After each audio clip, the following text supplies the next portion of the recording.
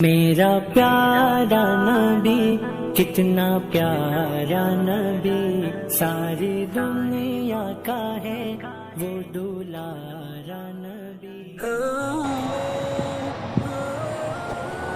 السلام علیکم ورحمۃ اللہ وبرکاتہ۔ مفتی صاحب، ہمارا سوال یہ ہے کہ قربانی کے جانور کو ذبح کرنے کے بعد اس کے پیٹ سے جو قیمتی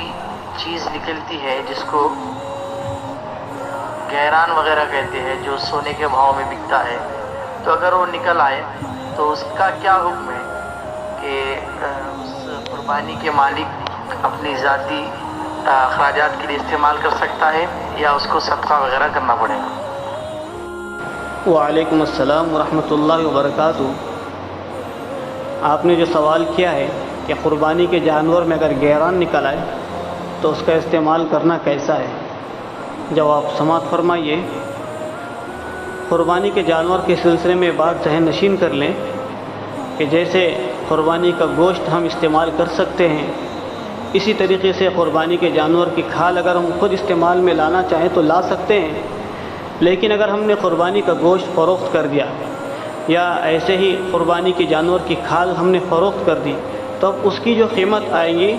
اس کا صدقہ کرنا واجب ہے، اس قیمت کو ہم استعمال میں نہیں لا سکتے۔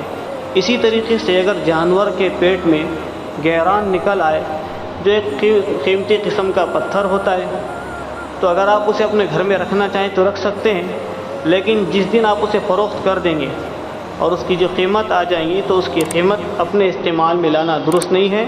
اس کو صدقہ کرنا واجب ہے۔ واللہ اعلم بالصواب۔